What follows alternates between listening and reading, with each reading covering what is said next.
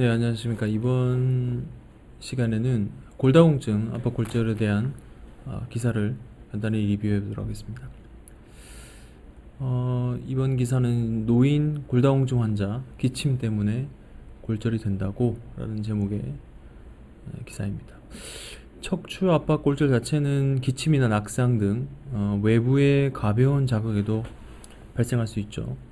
보통 이제 외래로 오시는 분은 대부분이 이제 무거운 물을 들거나 아니면은 침대에서 낙상하시거나 아니면 기침을 했는데 뜨끔하고 그 뒤로 움직일 수 없었다 라고 이렇게 말씀 많이 하시는데요. 여기서 기사에도 보듯이 인지하지 못할 정도의 미약한 충격에도 발생할 수 있고, 특히나 골밀도가 저하된 사람은 기침이나 재채기, 가벼운 낙상에도 척추 압박 골절이 생길 수 있다라고 기자는 얘기하고 있습니다.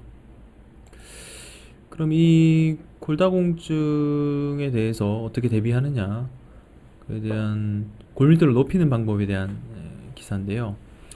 여기서 보시면은 특히 폐경을 앞둔 40세 이상의 여성이라면은 걷기나 등산, 자전거 타기, 스쿼트, 여기 보시죠. 스쿼트 등의 하체 운동을 꾸준히 하면은 골다공증과 근육이 감소하는 병을 예방할 수 있다 라고 되어 있고요.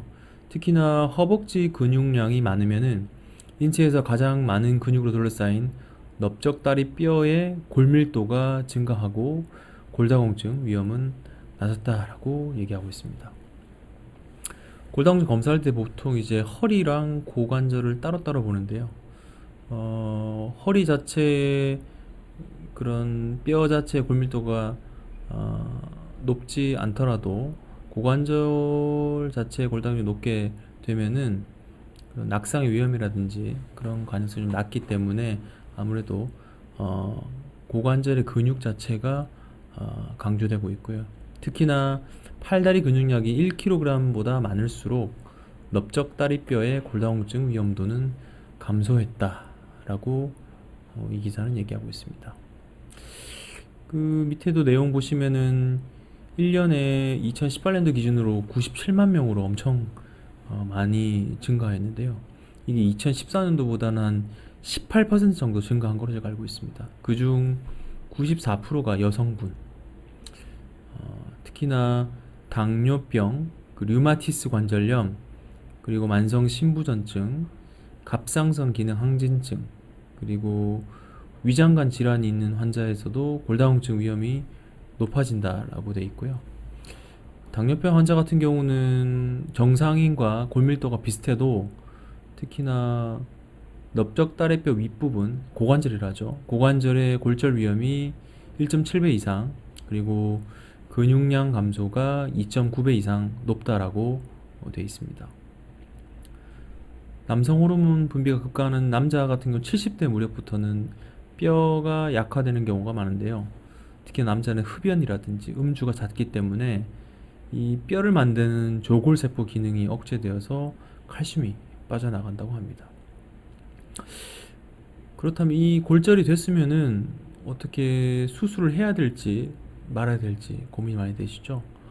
여기서는 이제 이 기사는 노인 척추 압박 골절 4분의 1은 자연 치유되니 수술을 서두르지 마라. 반면에 4분의 3은 아플 수 있으니까 수술을 해야 될 수 있다는 얘기가 되겠죠. 보시면은 대부분의 같은 경우는 2주에서 석 달 이내에 낫는데, 이래서 노인 환자들은 통증을 좀 빨리 가라앉히려고 추체 성형술, 척추 성형술, 추체 성형술을 선호해왔고, 하지만 이 그 기사를 쓴 교수님은 이게 척추에 바늘을 넣어가지고 시멘트를 넣다 보니까 출혈이라든지 감염의 위험이 있고, 세멘트를 많이 넣게 되면 그 위아래 뼈가 골절되기도 한다라고 말을 했습니다. 그래서 이 교수님은 특히나 혈압 환자들도 많기 때문에 아스피린을 상시 복용하는 경우가 많아 이게 과다 출혈로 이어지는 경우도 있다라고 해서 시멘트를 너무 많이 넣어서 눌려 척수랑 신경이 눌리기도 하고 폐혈관이 막히는 등 부작용에 대해서 많이 언급하면서 웬만하면 좀 지켜보라 이렇게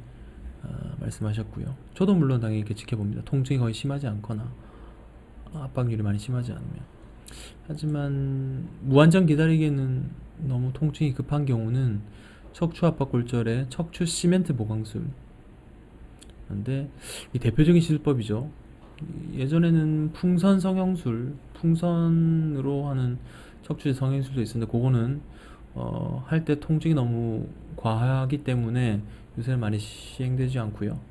나라에서도 보존적 기간을 3주 정도, 일주일 더 많이 하라라고 이제 지침이 내려왔기 때문에 최근에는 추체 성형술로 진행하고 있고, 국소 마취 후에 바늘로 골시멘트를 주입하는 방법이고, 대부분 다음날 거동 가능하고 귀가할 수 있는 방법입니다. 저도 이런 경우는 추체 성형술로 빨리 고령 환자분 같은 경우는 시술하고 보행을 해야 심폐기능도 건강해지고 원래 일상으로 복귀도 빨리 되기 때문에 권유는 많이 하고 있는 상태고요. 저는 이제 아까 앞에서 말씀드린 추체 성형수 압박골절 환자의 합병증 가운데 인접분절의 병변을 예방하기 위해서 본인의 자가혈을 채취해서 척추 시멘트의 그런 점성도를 좀 바꾸고 나서 좀 안전하게 주입을 하고 있는 방법으로 이 방법 자체가 크게 나쁘지는 않은 것 같습니다. 결론은 4분의 1은 시술을 하지 않아도 좋아지지만 그 4분의 3 같은 경우는 통증이 극심하기 때문에 척추 시멘트 성형술로 빠른 일상생활 복귀를 도모하는 게 고령 환자분들에게 안전하고 추천되는 방법이라고 생각합니다.